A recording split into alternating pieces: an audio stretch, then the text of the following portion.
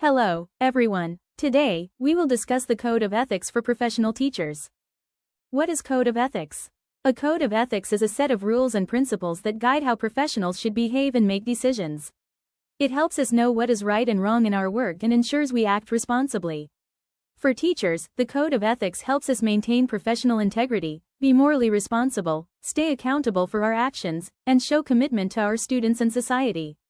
Simply put, it reminds us to do our job not just well, but ethically.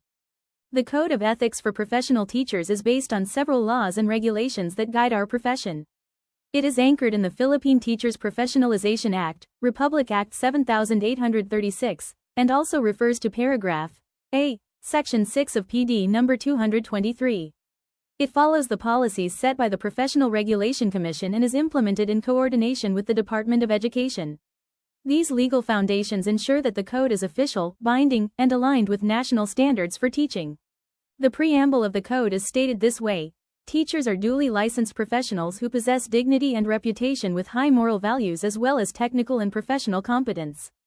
In the practice of their noble profession, they strictly adhere to, observe, and practice this set of ethical and moral principles, standards, and values. Article 1 discusses the scope and limitations of the Code of Ethics. Section 1 states that the code covers all teachers in schools in the Philippines. This means that every licensed professional teacher is expected to follow these ethical standards. Section 2 explains that the code applies to both public and private institutions, from preschool to secondary level. In short, regardless of the type of school or level you teach, the Code of Ethics applies to you. Article 2 discusses the teacher's responsibility to the state. Section 1 reminds teachers to promote national morality, pride, and love of country. We are expected to teach respect for the Constitution, lawful authorities, and obedience to the laws of the land. Through our teaching, we help form responsible and patriotic citizens. Section 2 states that teachers should help carry out the declared policies of the state, especially those related to education and national development.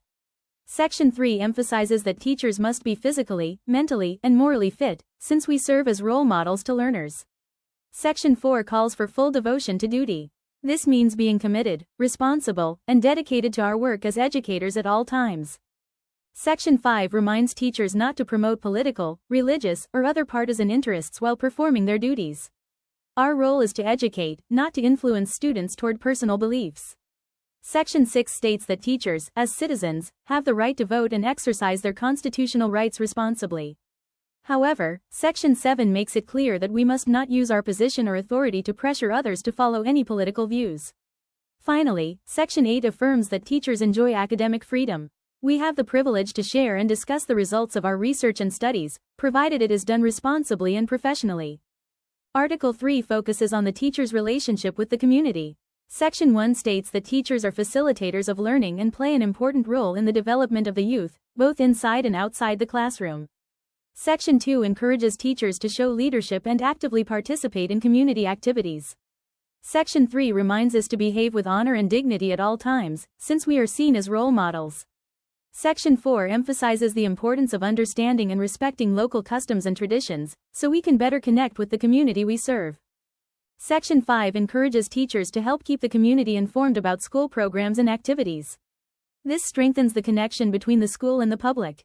Section 6 reminds teachers to serve as intellectual leaders in the community by sharing knowledge and promoting informed thinking. Section 7 emphasizes maintaining harmonious and pleasant relationships, both personally and professionally. Finally, Section 8 affirms that teachers have the freedom to attend church and worship as they choose, respecting their individual beliefs. Article 4 focuses on the teacher's responsibility to the profession. Section 1 reminds us to actively uphold teaching as a noble profession through our conduct, dedication, and professionalism. Our actions should reflect honor and respect for our field. Section 2 emphasizes maintaining the highest standards of quality education. This means preparing well, teaching effectively, and always aiming for excellence.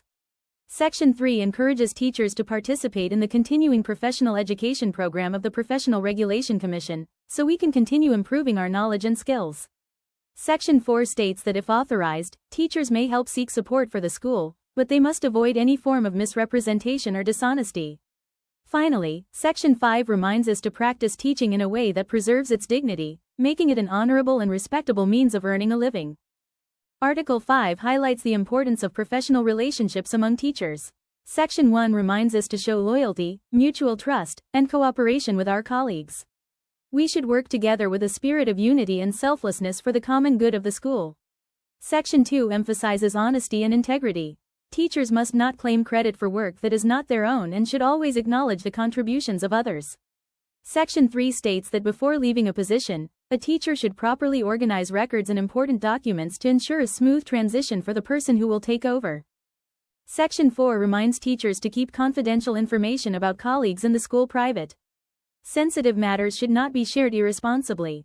Section 5 states that if a teacher believes a colleague has acted unprofessionally or unethically, they should seek corrective action only when there is clear and solid evidence. Section 6 allows teachers to submit justified criticism against a colleague to the proper authorities, preferably in writing, while still respecting the rights of the person involved.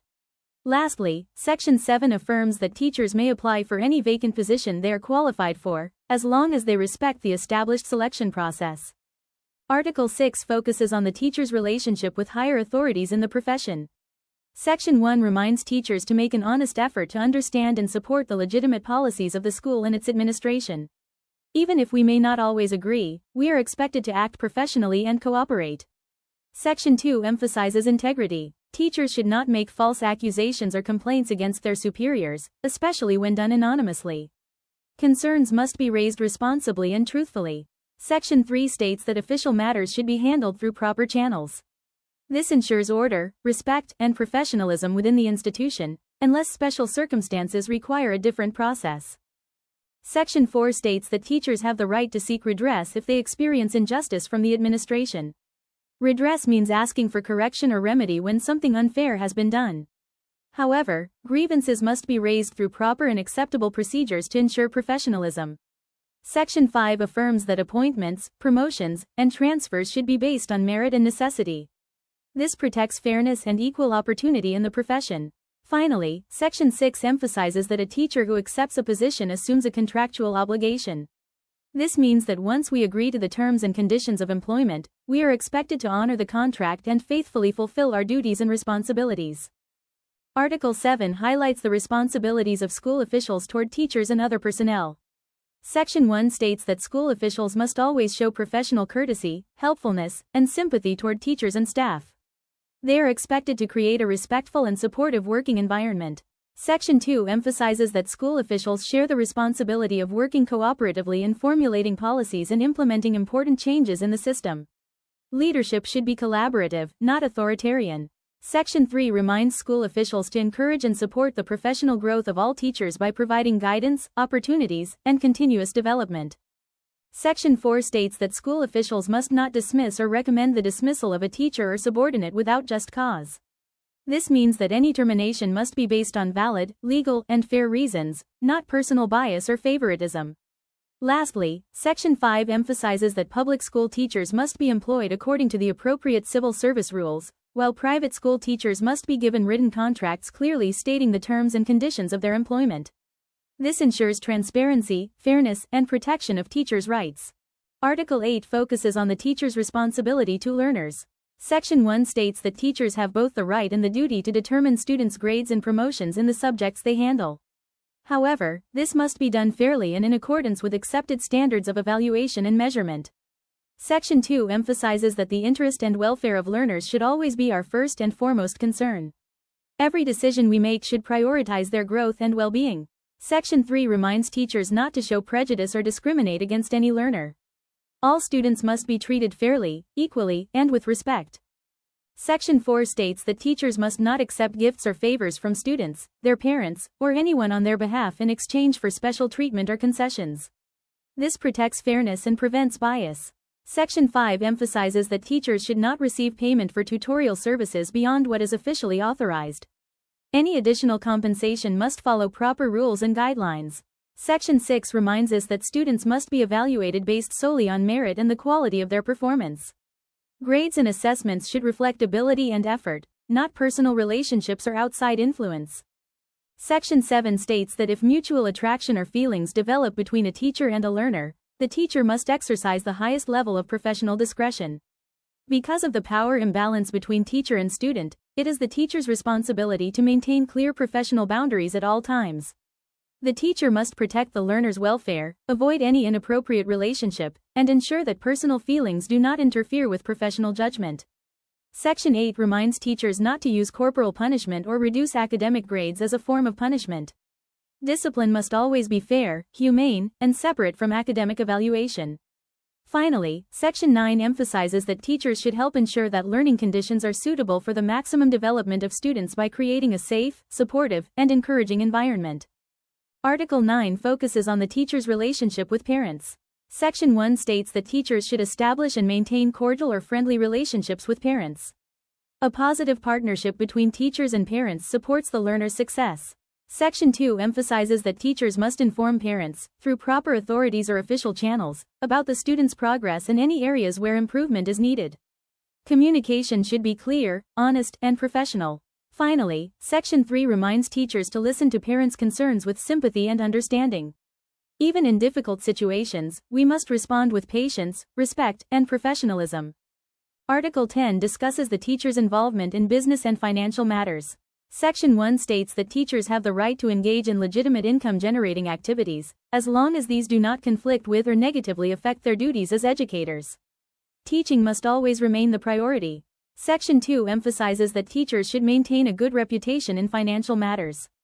This means being responsible, honest, and trustworthy in all financial dealings.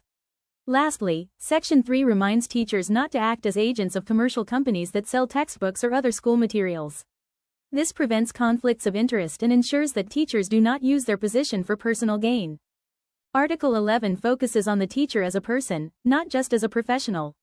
Section 1 states that teachers have the highest obligation to live with dignity at all times, whether in school, at home, or in public. Our behavior reflects not only on ourselves but also on the profession. Section 2 emphasizes the importance of self-discipline. Teachers must model responsible and controlled behavior, as students often look up to us as examples. Section 3 reminds us to maintain a dignified personality at all times, showing respect, integrity, and professionalism in our actions and interactions. Finally, Section 4 encourages teachers to recognize the Almighty God as the guide of their lives and of humanity. This highlights the importance of moral grounding and spiritual awareness in fulfilling our role as educators. Article 12 discusses the consequences of violating the Code of Ethics. Section 1 states that any violation of the code may be a sufficient ground for disciplinary action. These penalties may include reprimand, suspension from the practice of teaching, cancellation of a temporary or special permit, or even revocation of the teacher's certificate of registration and professional license. This section reminds us that the Code of Ethics is not merely a guide but a binding standard. As professional teachers, we are accountable for our actions and must uphold the integrity of the profession at all times. Article 13 explains when the Code of Ethics takes effect. Section 1 states that the code became effective upon approval by the Professional Regulation Commission in 60 days after its publication in the Official Gazette. The code was issued under PRC Resolution No. 435, Series of 1997, and since then, it has served as the guiding standard for professional conduct of teachers in the Philippines. In conclusion, the Code of Ethics for Professional Teachers serves as our guide in maintaining integrity, professionalism, and responsibility in all aspects of our work. It reminds us of our duties not only to the state, the profession, and our learners, but also to our colleagues, parents, and the community. By following these ethical standards, we uphold the dignity of our profession and contribute positively to the growth and development of our learners and society. Let us always strive to be teachers who lead by example, act with integrity, and inspire those around us. Thank you for your attention, and I wish you all continued success in your journey as professional educators. Goodbye.